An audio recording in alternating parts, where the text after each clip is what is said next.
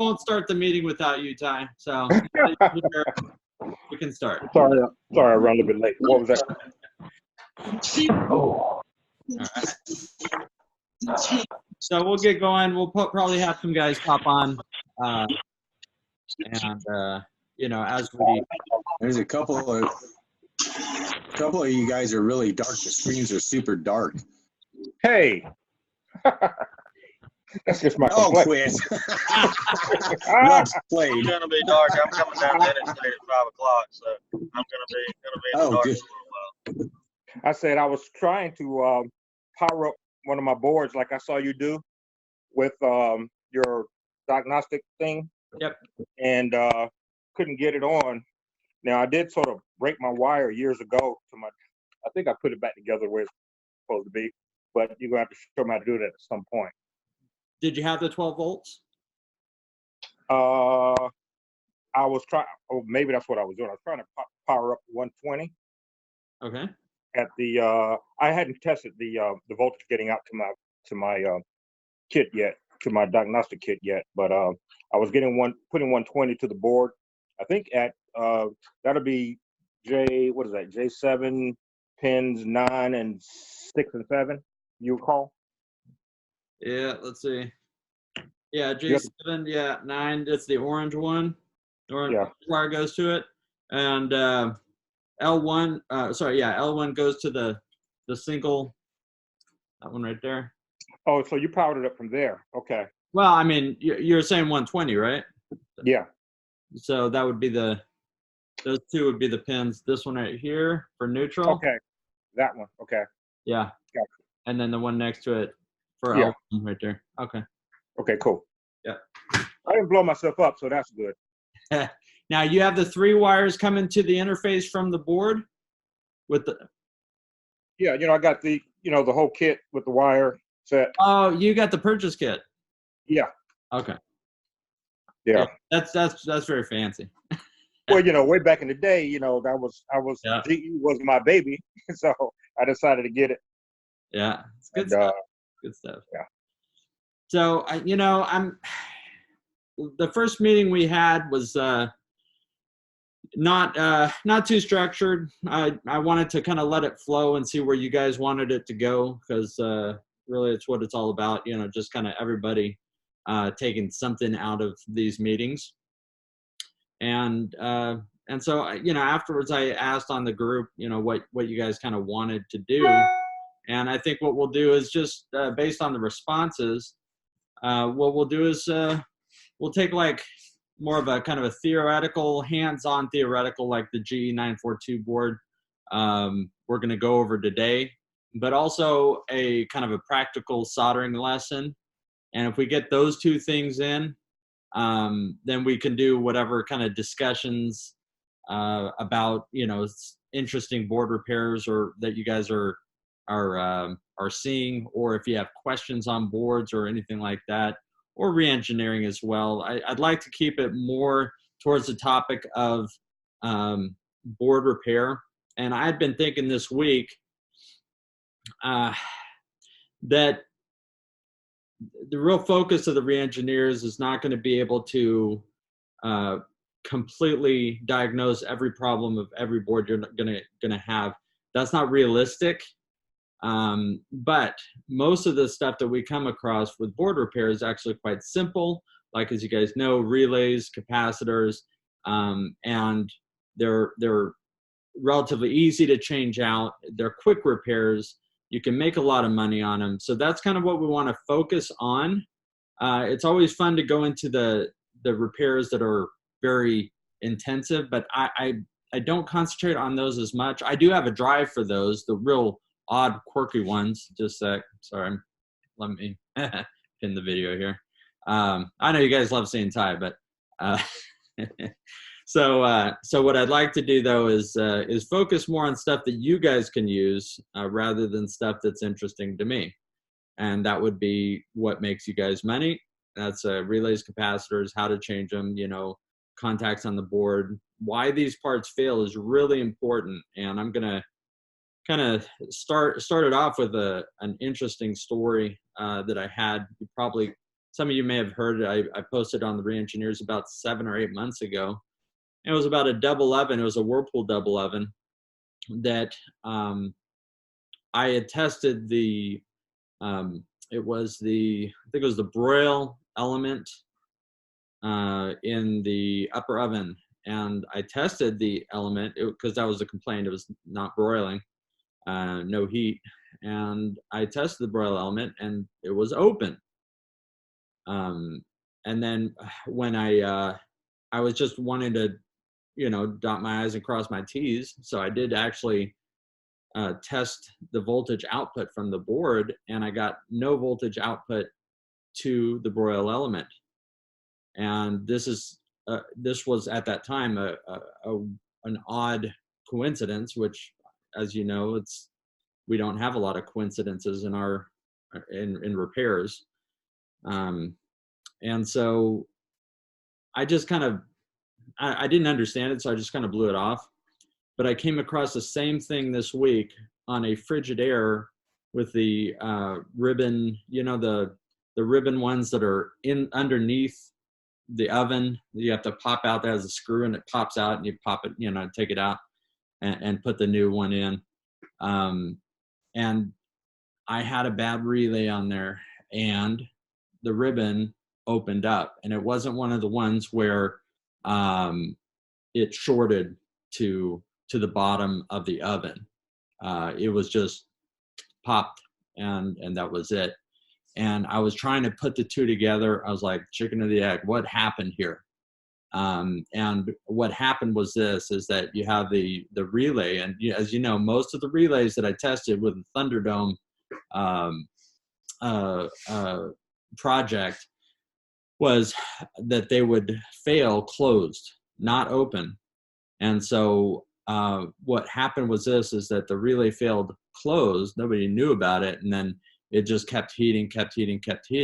And then that ribbon acted like a fuse because it got so hot, it just melted and boom, opened up. And that's what happened also with that broil element. So the lesson for everybody on this one would be, if you have an open element, your relays, make sure that you have voltage output. Obviously, I'm recommending, if you have an open element, to go ahead and replace the relays, because that makes the most sense, and it's best for your customer.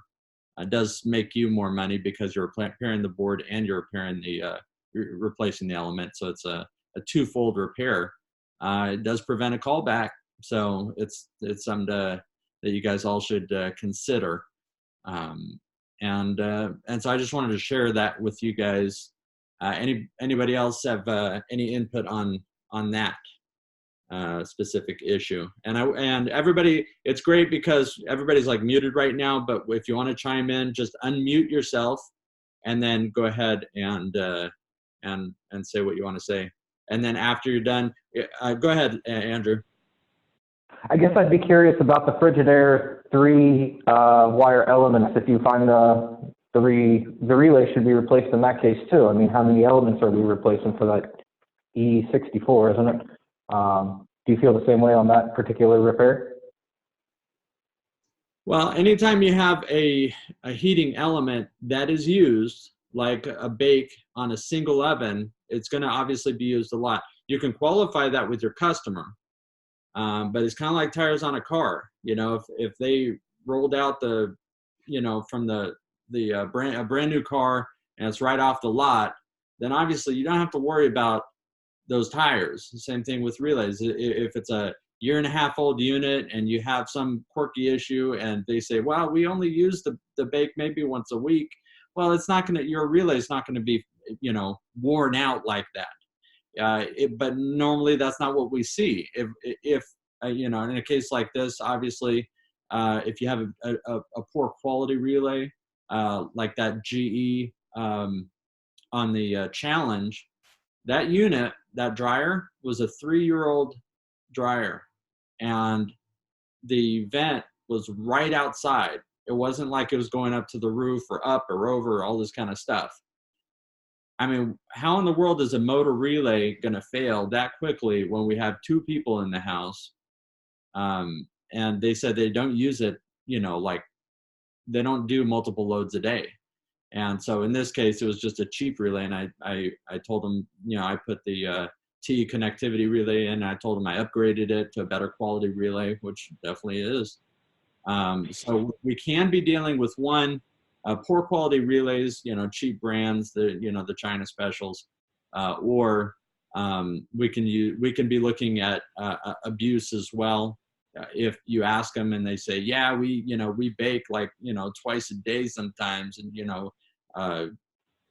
long periods of time, turkeys and all this kind of stuff. Well, it could be within a year that they're wearing those relays out. So it really depends on qualifying it with the customer. You don't think the dryer was being overloaded routinely? Too many clothes? No, I qualified it. I asked them, how's it being used, and how often, and there was no explanation for it, and there was no reason for me to think that the guy was being disingenuous with me. He was a returning customer of mine, so yeah, it's just one of those things where, yeah, a better relay is going to do better for you on that one. So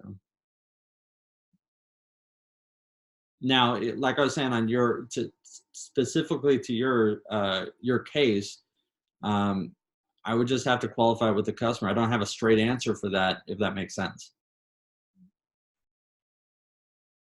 One thing, Ty, also. Oh, go ahead, Andrew. I don't think it has anything to do with the board. I think they need a junkie element on the Frigidaire dryers with the E64 3-wire elements. Oh, you're talking about, okay. I'm sorry, I was back on ovens. Yeah. I don't see a lot of those. And the reason I don't is because we have gas here. We don't have a lot of electric at all.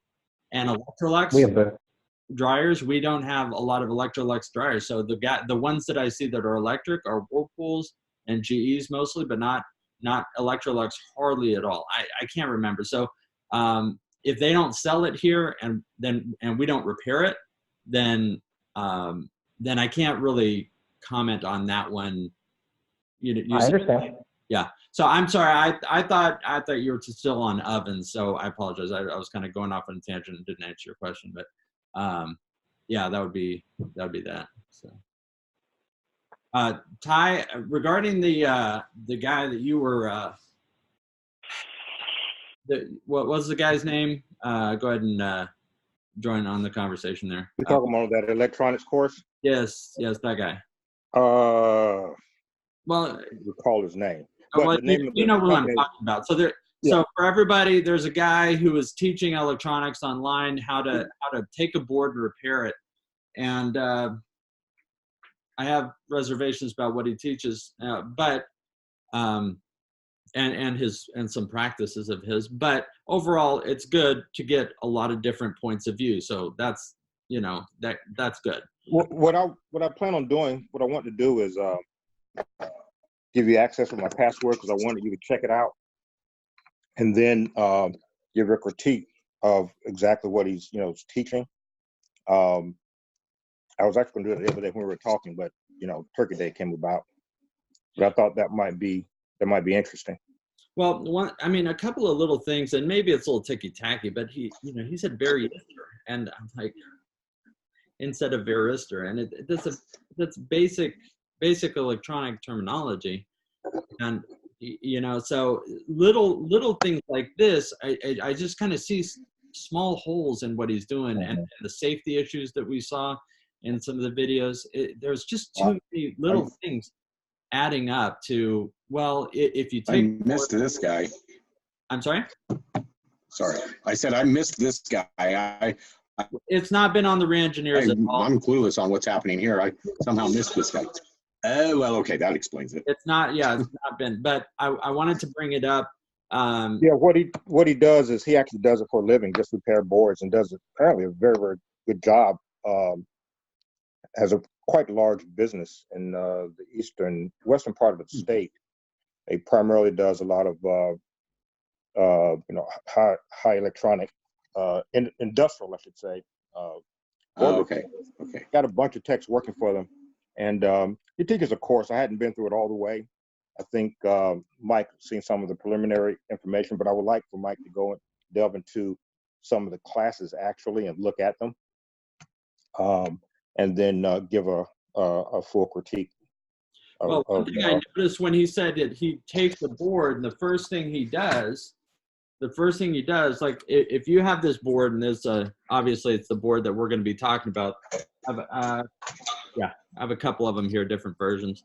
But he says he takes the board, and the first thing he does is an examination of the board to see if there's any physical damage, or either damage or evidence of a failure. And I'm thinking to myself, that's absolutely not the first thing that I do. The first thing when you are looking, before you even take the thing apart, what are we doing? We're asking the customer, what is the failure?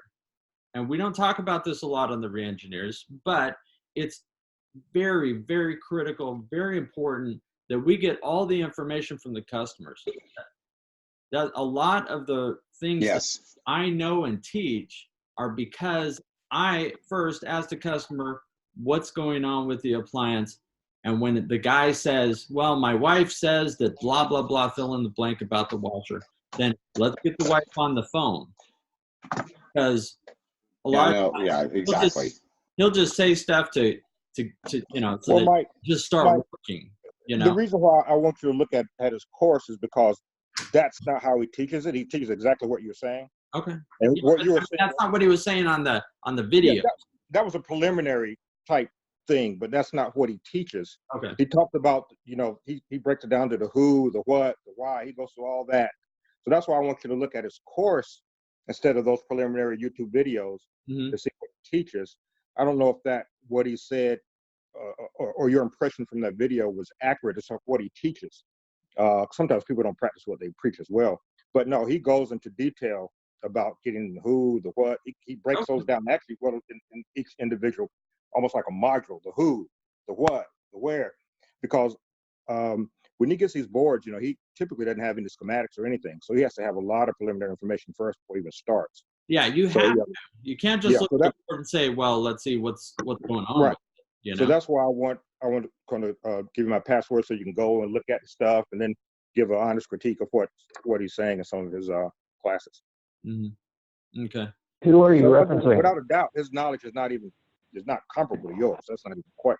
Well, we all have stuff to it's really not a competition. I mean. Yeah, because he's not really trying to sell his classes. That's not what he's in business for. He just got a lot of demand from his customers because he teaches some of his customers, some of these large businesses, how to do some of their things. So that sort of pushed him to doing this. Plus, he's using it primarily as a training course for his employees. When he hires people, he wants them to have some basic understanding of the basics before they even hires them. So that's really what he did this for. And as a side thing, he just did like $95. People want to watch this thing, so that's his purpose. Right. Okay. Well.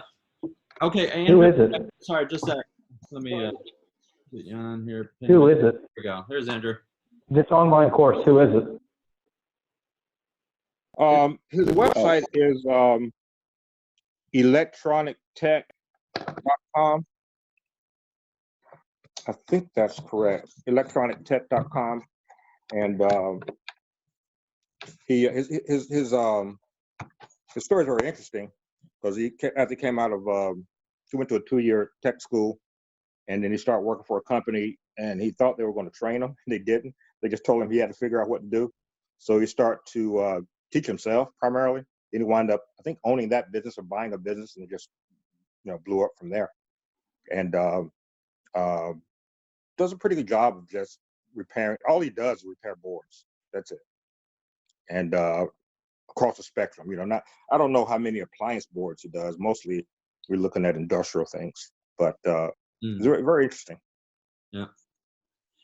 Well, I'd like to kind of change subjects and go ahead and start on the 942 board.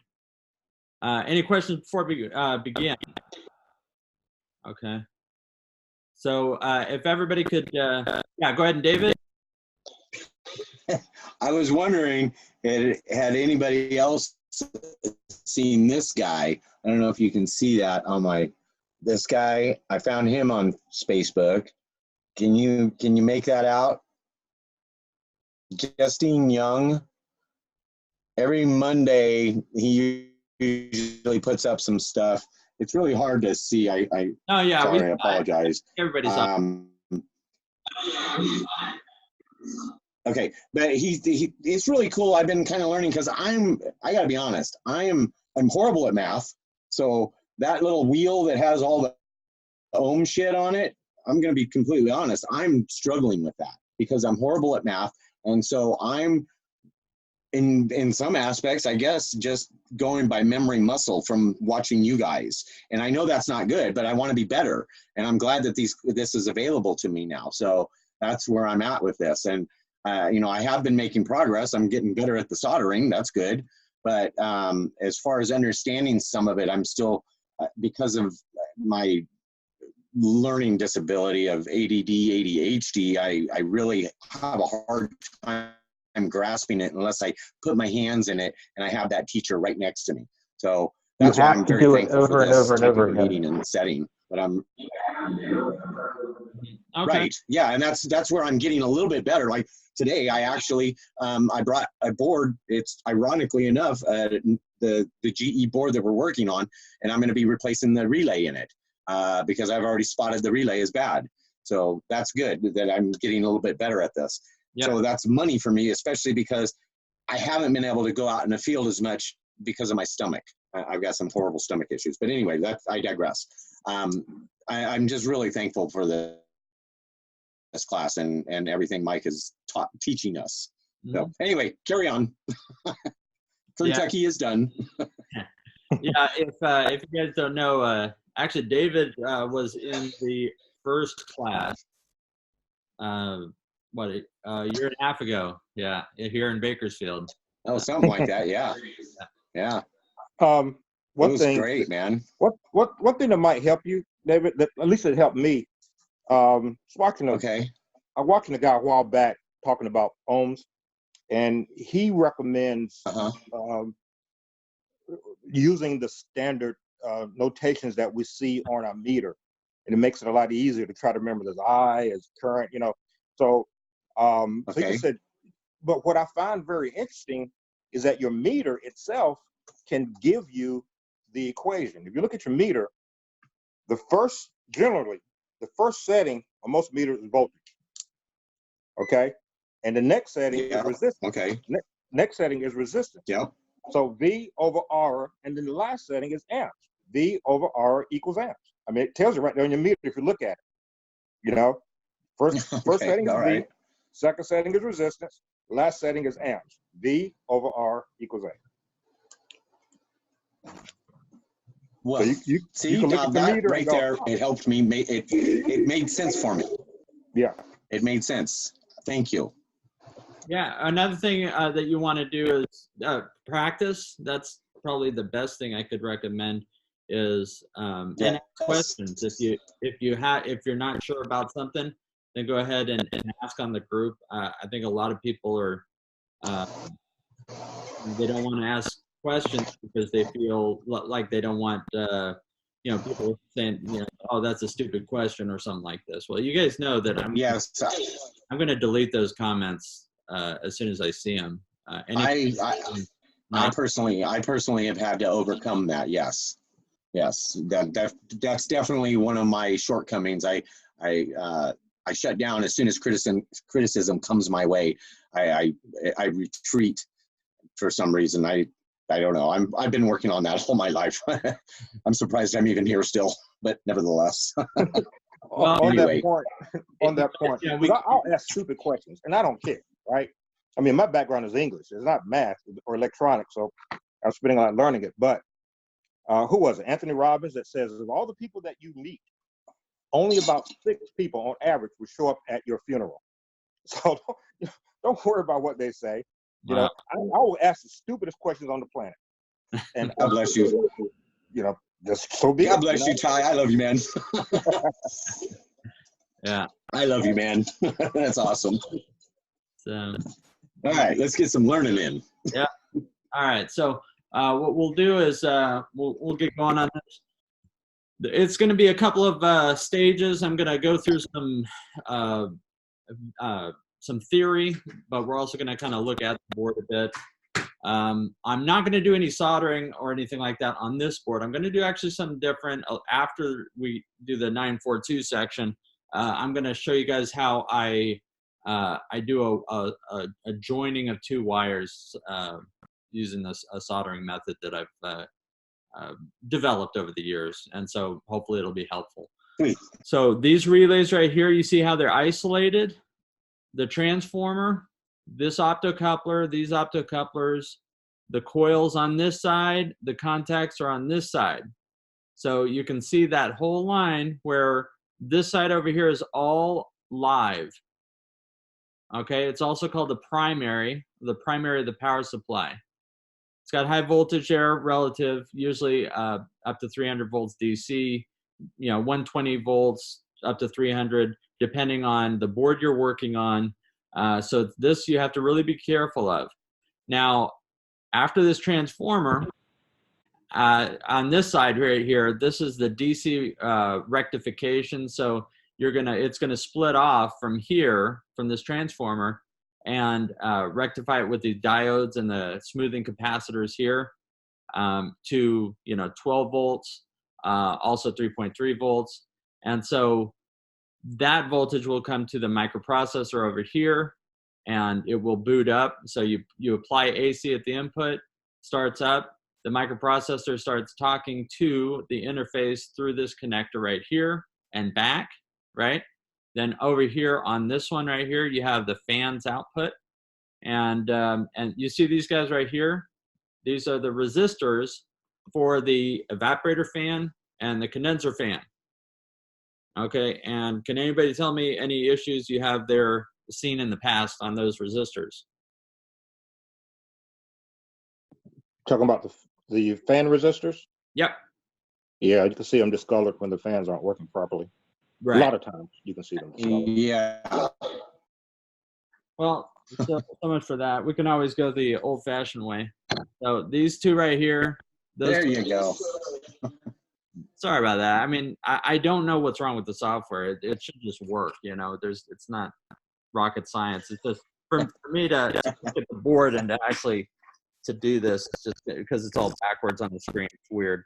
But anyways, so those are the two. The bottom one is really the one for the evaporator, and that's the one that I see kind of. Oh, okay. Now, I have replaced the evaporator fan when the resistor is not too bad. And actually this whole area here, all the pins and stuff like that, and the soldering gets all kind of disgusting and kind of dark and everything. But you can resolder those, and I've done that successfully. But obviously that would depend on how bad it's failed, and everyone's going to be a little different. So use your judgment on that. Does that cause the slow condenser fan motor, which winds up preventing the unit from cooling efficiently? Those resistors. Well, okay. What was the question again? I haven't seen this go with the condenser fan motor. Ty? Okay. Yeah, it can. I don't think the resistor is what causes the condenser fan motor to slow down. I think the fan motor slowing down itself will affect the resistor. Because you never want to replace these boards if you have a problem. What I do when I'm working on these boards and I have an issue with the fan motor, of course, if it causes a lot of problems, you disconnect the J2 connector, and then a lot of times your board will power up. But I always test those fan motors independently with power to make sure they're spinning properly, because a bad fan motor on a GE will take out your new board. Yeah. So I make sure those fans spin properly before I replace a board. And that's one of the biggest differences between like the Samsung boards and the GE boards, why Samsung boards rarely fail comparatively, because it reads the RPMs of the fan motors. And if the fan motor's RPMs aren't turning fast enough, it shuts down power to the fan and it protects the board. GEs won't. And if the fans are screwed up for whatever reason, it will take out your board, cause a lot of DC communication interference as well. Yeah.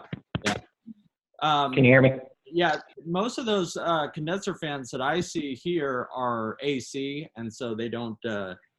Yeah, the lint and the dust gets inside, and that will slow them down. And now obviously you have to change those. I really don't. I have seen the condenser fan motors that are the DC, but I just don't see them as much. And I've never seen one myself where it caused the resistor to, get all charred and discolored. It's always, for me, the evaporator fan motor that will cause. It's interesting the difference in regions, because the first time I saw, I've only seen a couple of AC condenser fan motors on these. Everyone I see is DC, so it's pretty interesting, the difference in regions. Yeah. Can you hear me? Yeah, go ahead, Andrew. I've had dozens and dozens that the condenser fan motor slows down, which causes the condenser to overheat and compressor to cut off on overtemp amp draw. Ultimately, you replace the board, it solves the condenser fan motor speed issue, which completely resolves all your issues. So that's why I was questioning about the resistor possibly being the problem. But I think Ty's right. It might be region things. Yeah, absolutely. I see that all the time. There was a guy I was talking to that he said in 3 years he didn't replace an MCU in a Whirlpool washer. I'm like, oh my goodness, because we see those obviously all the time here, and I post about them all the time. So I think it just depends on what's being sold in your area. It's very different from one area to another, and that's what also makes it kind of interesting to talk to other techs and see what's going on and learn from other techs as well. Now, let's see. So the fan motor is slowing down. So it's a DC fan motor slowing down. You replace the board and it takes care of the issue completely. Well, obviously you got, lint buildup and stuff like that also getting on in there, overheating over time, and causing, so it's ramping up to speed again. The fan motor is, Andrew? Once the board is replaced, it ramps up to speed properly. Interesting. Are you checking the resistor? the voltage? The resistor is not going to change value, and so, but I mean, bad power supply will do that. Secondary, you have voltage sag. I mean, that's a slam dunk explanation right there. Because so the transformer is what's going out. No, not the transformer. Okay. The capacitors. The capacitors gain resistance and they can't actually do their job, so the voltage, average voltage sags, and then that would lower the speed of the condenser fan motor. So I can list all three failures with this board that I see all the time. One is bad compressor relay, one is bad defrost relay, and one is slow condenser fan motor. Those are the three that we see routinely on this board. Interesting. Ty, does that resonate with you? Yeah, very interesting. What I do,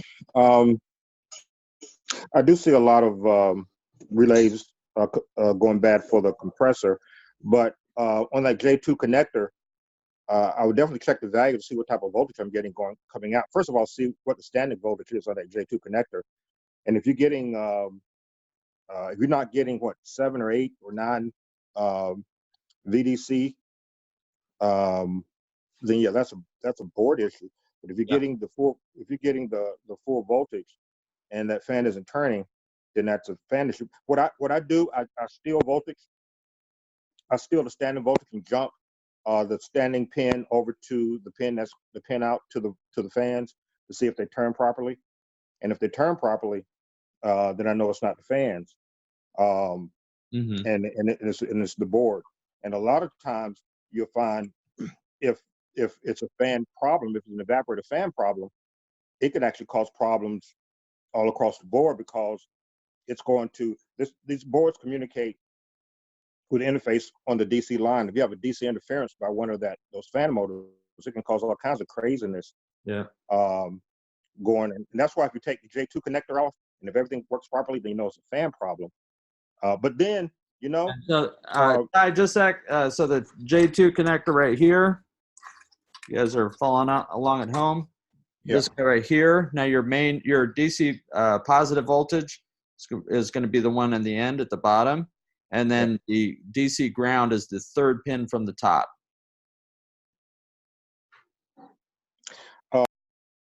The other thing I'm curious about, who did it? Fix Your Board prepared a shunt that you put on your meter, and then you test the J4 connector to see if something is loading down the board. And if the board is getting loaded down and stop working properly, then you replace the board. It's a no-go test. I think I have that shunt somewhere. That because I've seen that happen where these boards can get loaded down when too many things are running, too many loads are running, then things start doing crazy stuff. So you might have been seeing a lot of board load being loaded down for whatever reason. I don't know what component on the board that can cause that, Mike, but I know that does happen. Right.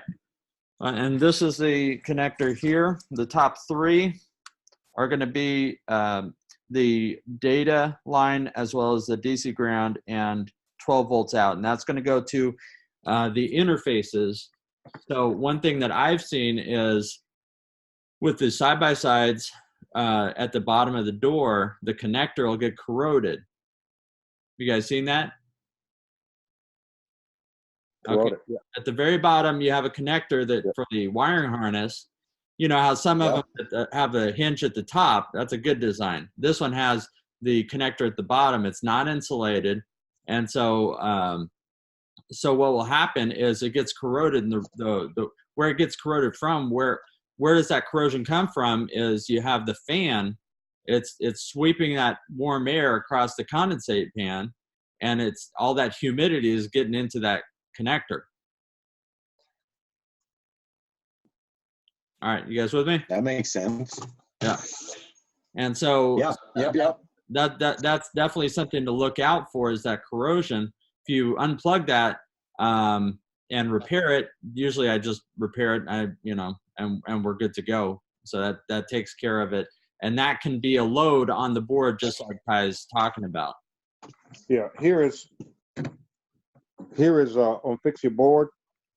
They explain how to make this shunt that you can use to Well, look at that. that you can put on your meter, and then you test for voltage, and then you see if you get a voltage drop. And I've used it maybe once or twice, and it saved my butt once when I could not figure out what the heck was going on. And but it's it came in pretty handy when some intermittent problems, and then you see that your board for whatever reason can't handle all the loads. Okay, go ahead, David. You said Ty, you said that you found that on the Fix Your Board. Is that on the website? Fix Your Board. That's interesting. It's on their website, and okay. And I'll look into that later. Yeah, there's a section on there where it's amazing. They were on the website, and they were sort of advertising how good they are, and they gave this as almost like a loss leader. Hey, use us, because this is the things that we can do. And anyhow, it goes into pretty good detail on their site about how to create that. And I made one. Nice. And it really came in handy. Nice. It's been years ago since I used it. What is the resistance of that resistor? What they're using? Resistor.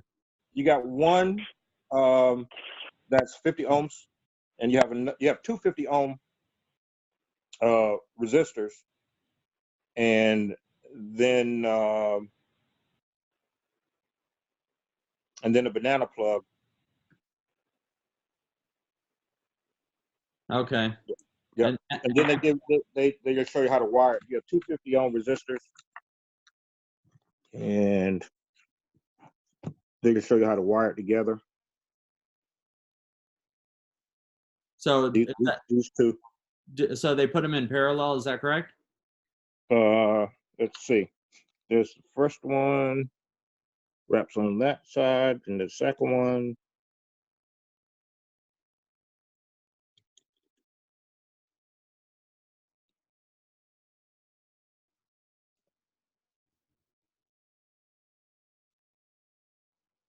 Yep. So I guess they are in parallel. Looking at that picture there. Okay. It's been such a long time since I made it, and they basically they're not really giving you all the electronics. They say this is what you do. So that's what I did. So you just basically take them and you wrap them around the banana connectors. But I'll share the link. But it did come in handy. They give you the Mauser part number and all that stuff. Okay. Yeah. So it's basically the same as a LOSI adapter, except the LOSI adapter is about 3 kilo ohms, and this is obviously 25 ohms, which is a lot less. You know, the impedance is a lot less. And so what we're looking at, and David, this is kind of what we're looking at is it's 12 volts nominally. We all know it's 13 and a half about. So, but we'll use a 12 volt calculation. So by Ohm's law, what's the current going to be is going to be 12 volts divided by 25 ohms, right? That's 480 milliamps. Okay, now you multiply that by 12 because the voltage is 12, and you get almost 6 watts. Okay. Okay. I'm Greek. Yeah, but it's Greek to me. I mean, it's not. I'm sorry. That's all right. I tried. That's just one way that, you know, where I put into practice. Okay, I want to know the wattage, what the wattage should be of those resistors, so I can just Okay. build it myself if I wanted to without having to follow directions, right? And that's right. Okay. That's the engineering part of re-engineering. So that's what I would do is I would take the you know, the Ohm's law calculations and I say, okay, we got 12 volts, and I know that if you could divide 12 volts divided by the resistance, that'll give me my current. So 12 divided by 25 is about a half an amp, right? And now I know that if I have the amps and I have the voltage, I can get the wattage. So it's about a half an amp times 12 is 6 watts. So that's kind of, in my mind, what I do for the calculations. If you don't know those calculations by heart, you can just look at the chart. Now, the Ohm's law chart is pretty kind of large. You know what I mean? Yeah. It is. And so it's best to take one sliver of it, one slice, and just work on it. You know what I mean? Rather than the whole thing. Yeah. A lot of people won't take the whole thing as, I don't know. I can't. Yeah.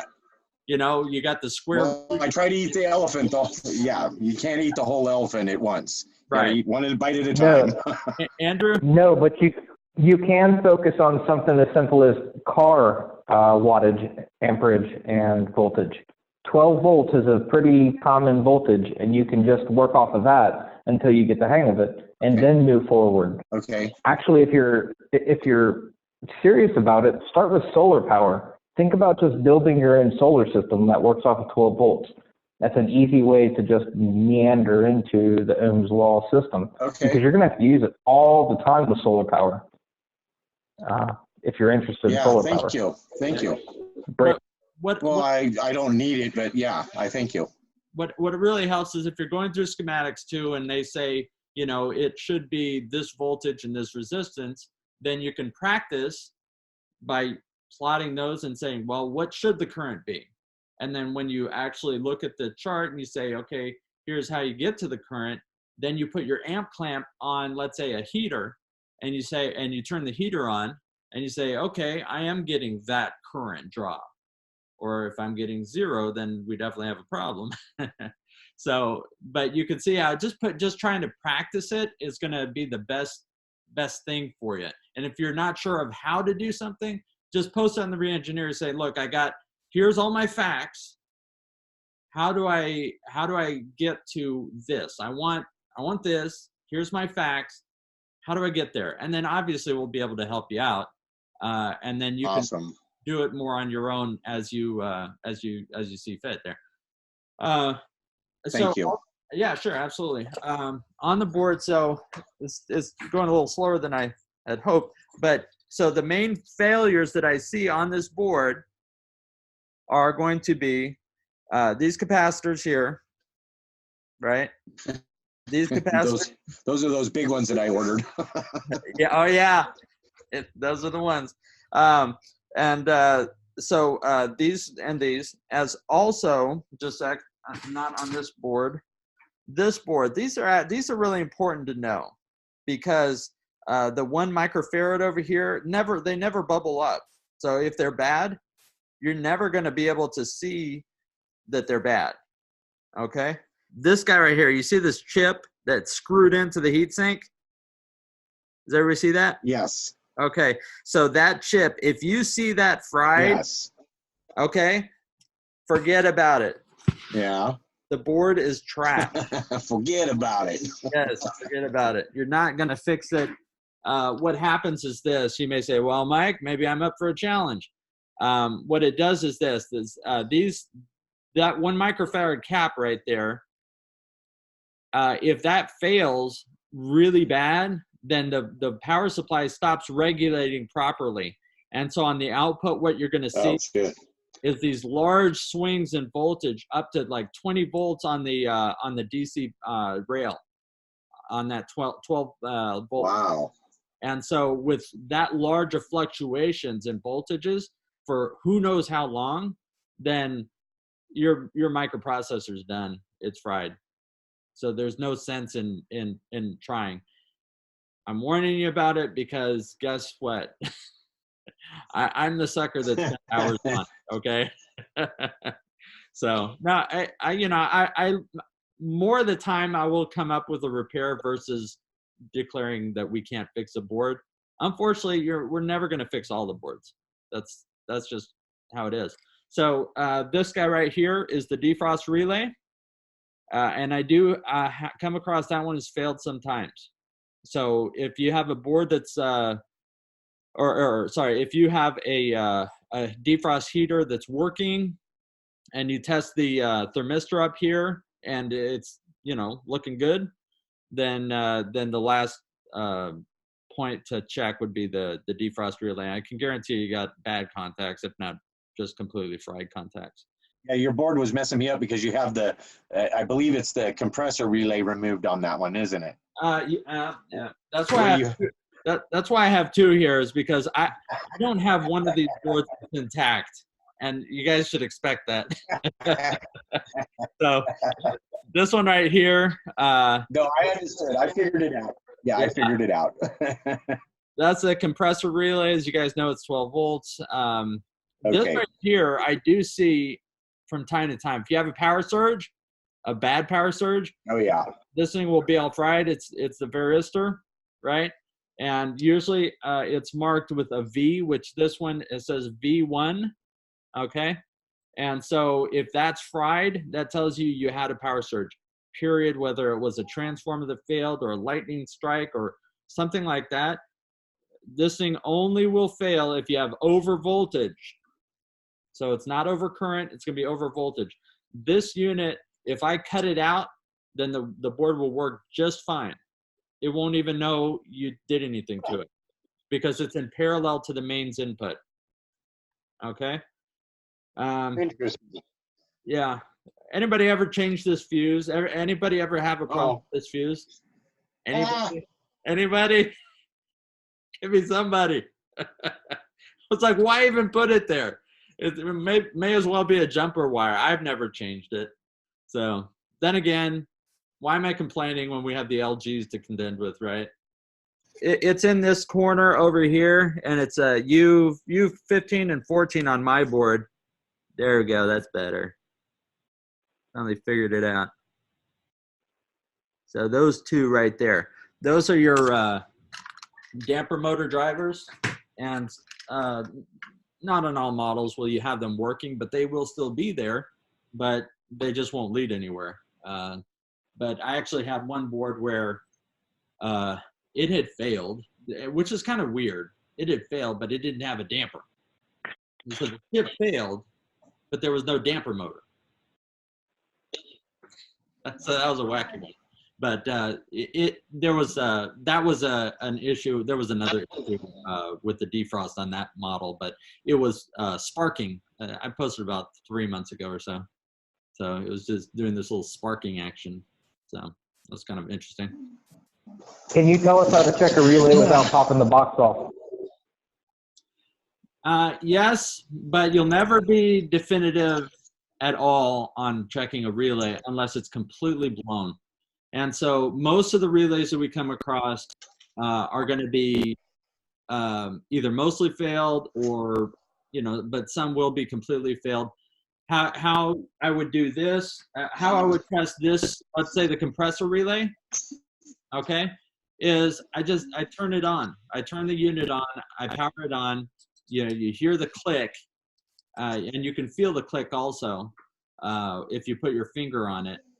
And then if you have your compressor turned on, well, then your relay is at least working right now. That doesn't tell you have a good relay. It just means that it's working at the moment. Now, if it doesn't turn on and you feel the click, what's the next step? Is test Check the voltage. Yeah, test the voltage output. Yeah. If you don't have any voltage out and you feel the click, well, you got a bad relay. And so that's a slam dunk repair there. But most of the time, you're going to find that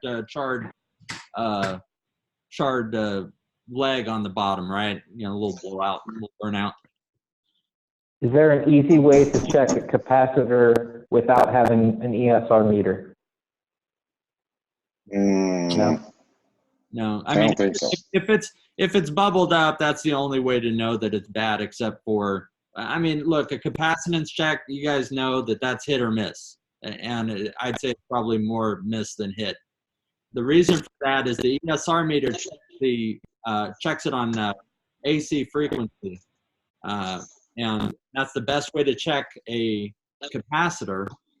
The check on your meter will check at a very low frequency. It will be a frequency, but it's going to be like, 10 ohms, or sorry, 10 hertz or 20 hertz or something like that.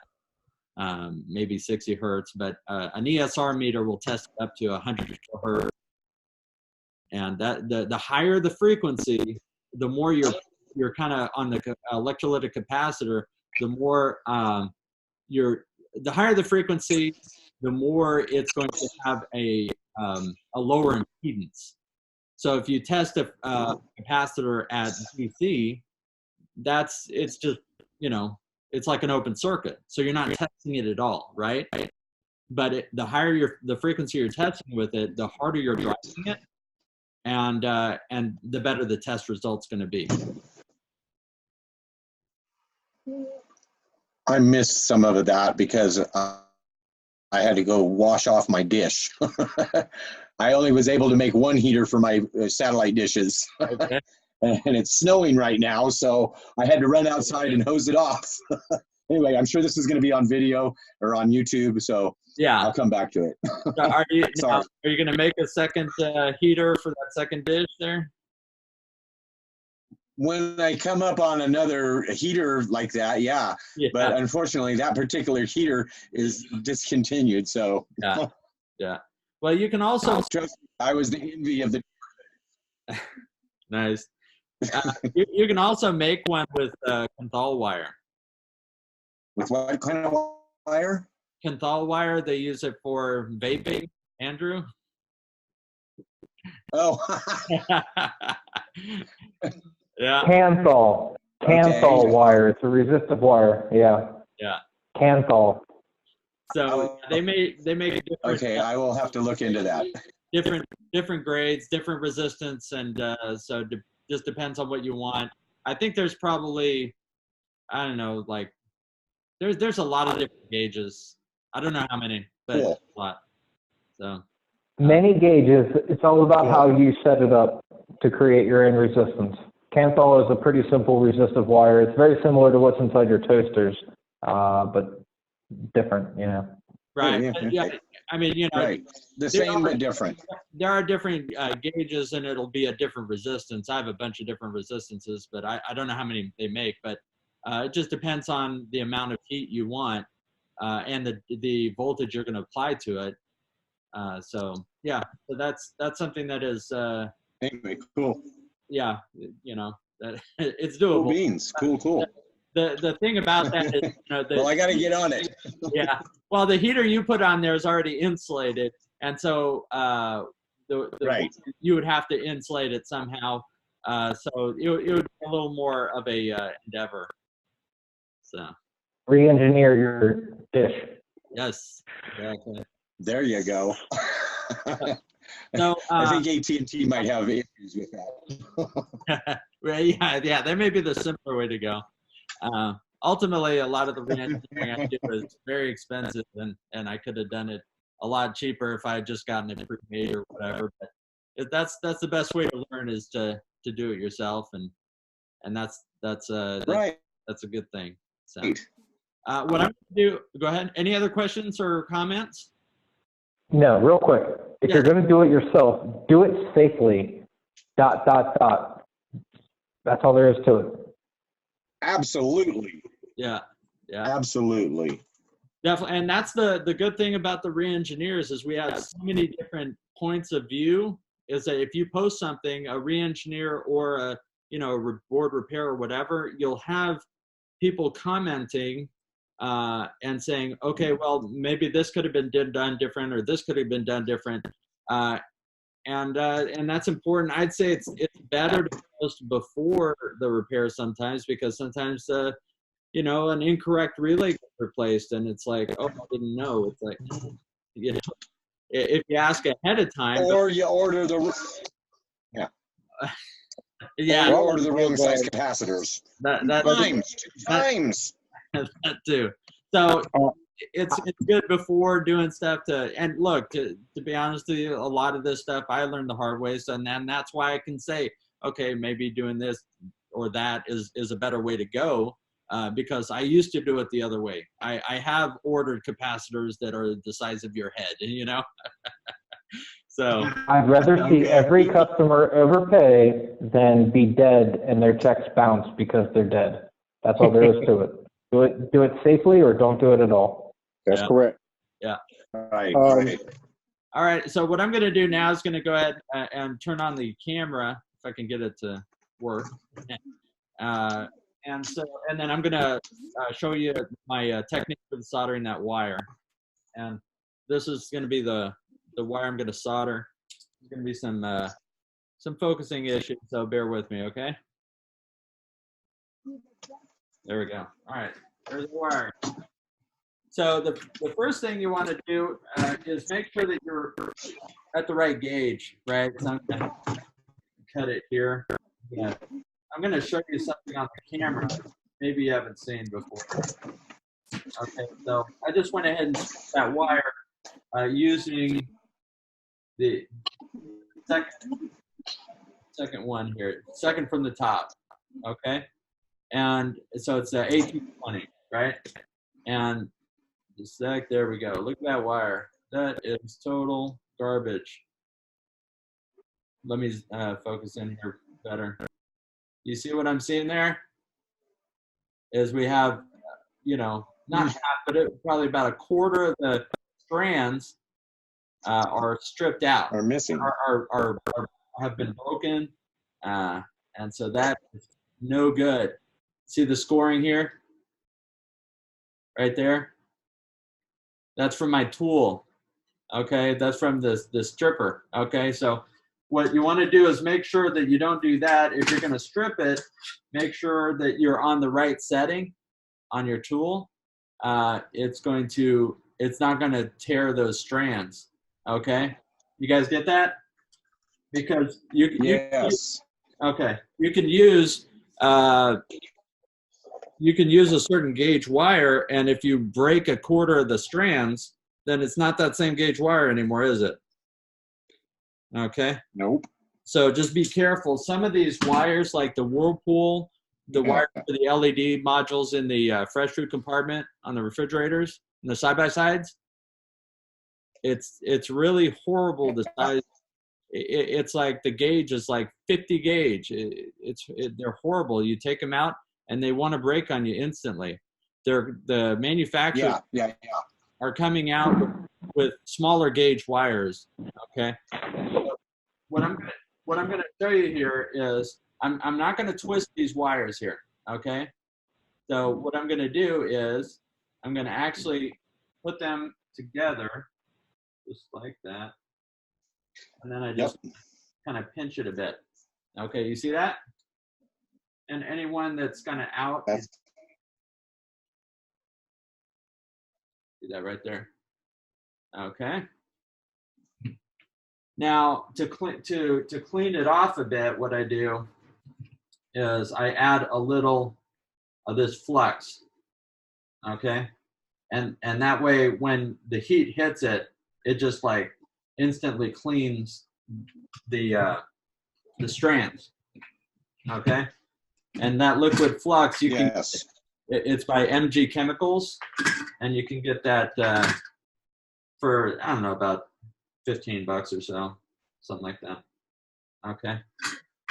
So I'm gonna just sit on that wire for a little bit, and you can see that it's gonna start to kind of smoke a bit. There we go. Sorry, I'm looking at the computer monitor here while I'm soldering, which is not as easy as you'd think. Now, with that flux, when you apply it, it's going to help to just evenly spread out that solder as well. Okay. Now you can add more solder if you want. Depends on the connection you want. If you want it really, really solid. And you can see I'm not really going all the way in, so I'm not damaging the insulation. The only reason I don't have my new fan on is because it makes noise. So now you got a solid core wire right there in the middle. So if I put this on my vise, then this is the last thing that's going to break. Make sense? Yes. Okay. Absolutely. Yeah, that's actually the way I was learning how to solder. I was watching other videos. There's another guy, his name is Mike Carlson, Mike Carlson's Lab on YouTube.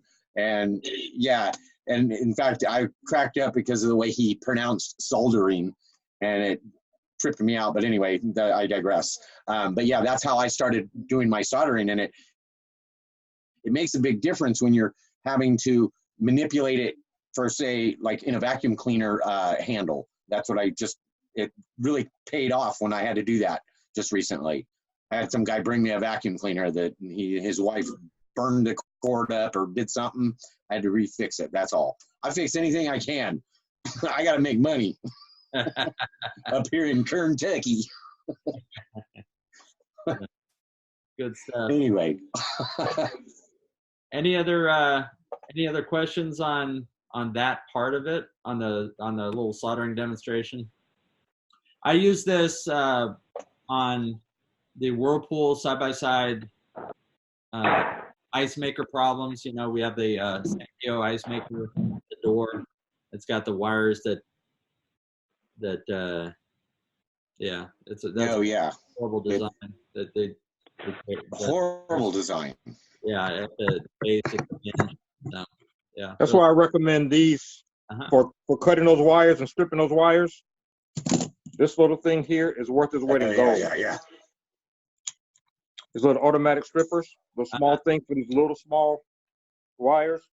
Cut it one end, and it's perfect every time. Oh, nice. Sweet. Could you kind of show that in the camera more, Ty? Yeah, those. And if I want to strip this wire, nice. Well, one side I can cut it, then I flip it over. Well, the manufacturer said use it this way, and then just put it. Let's see if we can see it. Yeah. Can't see. There you go. Yeah. And it's perfect every time. Nice. Very inexpensive, and I probably bought maybe about 7 throughout the years. They make a bigger one for bigger gauges, but for those little small wires, this is worth its weight in gold. And what's the wire gauges for that? This would go all the way to probably I think this one goes 14 up to like, I have to look it up. I'll say I get it on Amazon. It's called clink cutters, and I can look it up and tell you the gauges for them. How do you call it? They're clink, KLENK, Okay. and I'll look up the gauges. But on Amazon, I've been using these things probably for 8-9 years, and I couldn't do without them. They're just fantastic. Okay. Sounds good. Then, if whoever finds it first, go ahead and post it on the Re-Engineers. And yeah, it sounds good. There's plenty of other, topics over the, for the next, however many months of having these meetings. So I know somebody was talking about the BMW boards and what goes wrong with them, and so yeah, we can continue kind of just post what topics you'd like to discuss, and then we can all just have discussions on them. So good times, and probably do a little soldering here and there, just do different small demos. This one, it strips 26 gauge to 16 gauge, and then the big one, the black one that strips the larger gauges. Right. But what, $11, and it's that's very well worth it. Yeah, I haven't seen those, so that's something to get. For me, I do a lot of 22 gauge for the breadboards. Yeah.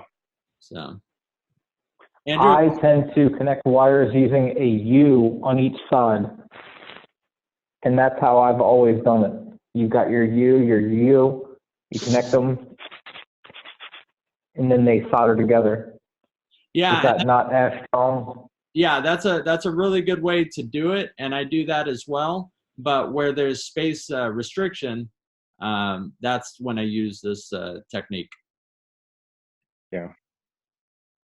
Not on soldering, but you're about to wind up. Is that correct? I want to mention this just in case you guys run into this on the GE. The ones that have that damper assembly that sometimes the door falls off and the fresh food compartment gets too cold. Oh, that's a fun one. Yeah. So my sister had that, and the door fell off, of course. And so I put a new damper assembly on. And shortly thereafter, her fresh food compartment got too hot. Literally, it was getting like 70 degrees, and the freezer was getting too cold. So I go to her house. Of course, this is free. So I'm driving to Raleigh, go to my sister's house, and try to figure out what's going on. So, I mean, I literally tear her refrigerator completely apart. I tested every thermistor, did an ice water test, because nothing presented itself. So I was thinking, so then I found out that what was happening was that fan motor in that damper was blowing air into the freezer instead of pulling air the other way. I couldn't understand that. So I'm trying to think, is the board doing that? Is it telling it to do that for some reason? This thing also has one of those custom tools. I'm thinking that was an issue. So I take this thing apart, could not find the problem. So I figured there's something wrong with the damper itself. So I go to the parts house, get a new damper, plug it up. Same thing. The fan motor was blowing air back into the freezer. So that perplexed me. So I took it home and I said, something's causing maybe reverse polarity. So I reverse the polarity and the fans won't turn on the reverse polarity. So that could not be it. So luckily I kept her old damper, her original damper, and I decided to tear it apart and look inside it.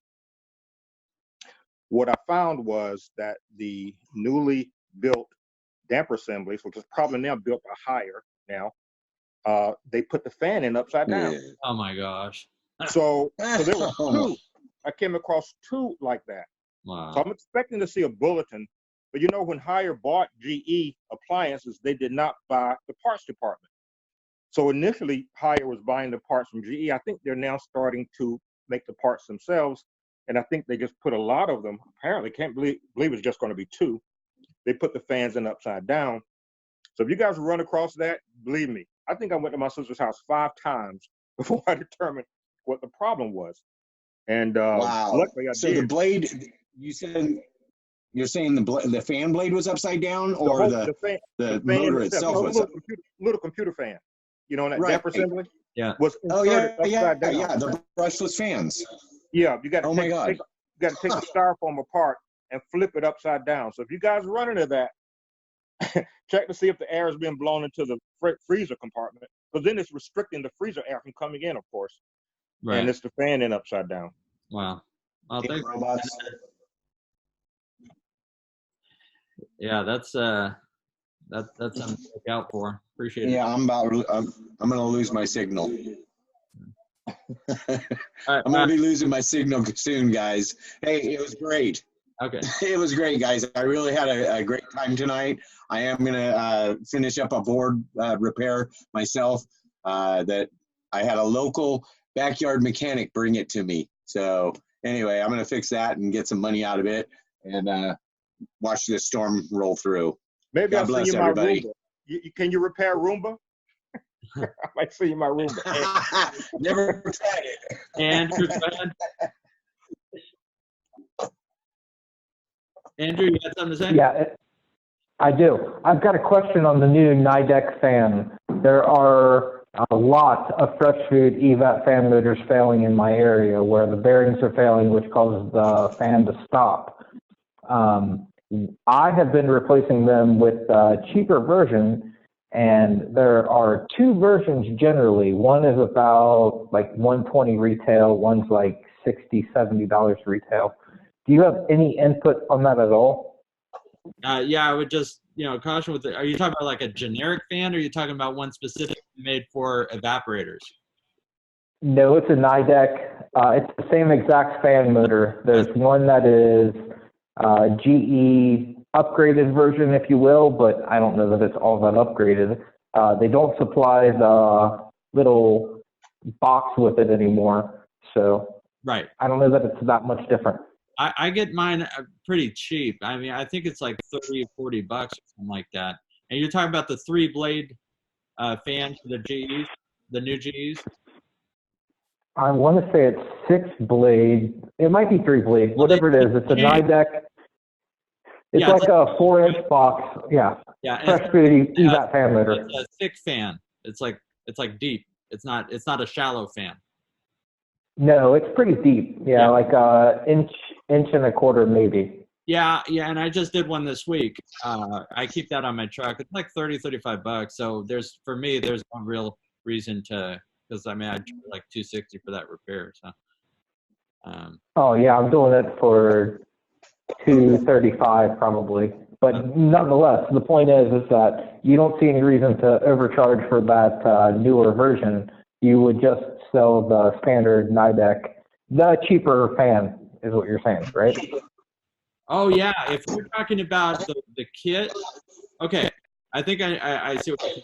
You have the kit with the fan, and then you have the separate fan. And the question would be, would you just go with the whole kit, the fan in the kit, even though it doesn't need an upgrade, or just the fan only?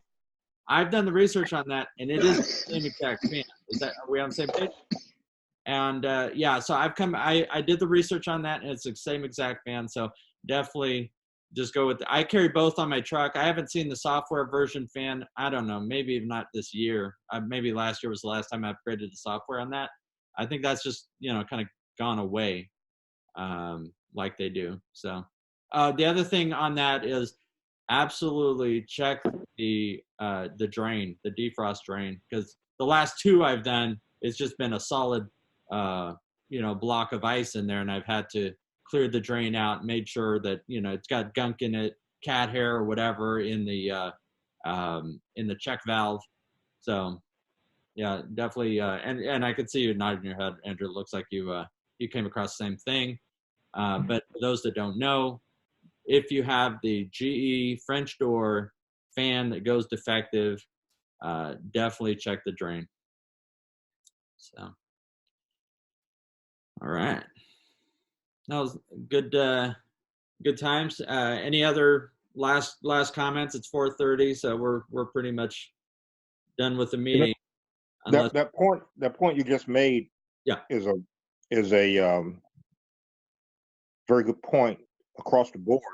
A lot of times we get stuck, like for instance in Samsung, we have these issues and we see these bulletins and we immediately jump into the bulletin. What Samsung is expecting us to do is to do our homework, do our work anyhow. For instance, test the sensors first, because you could have something else going on that you don't need that kit.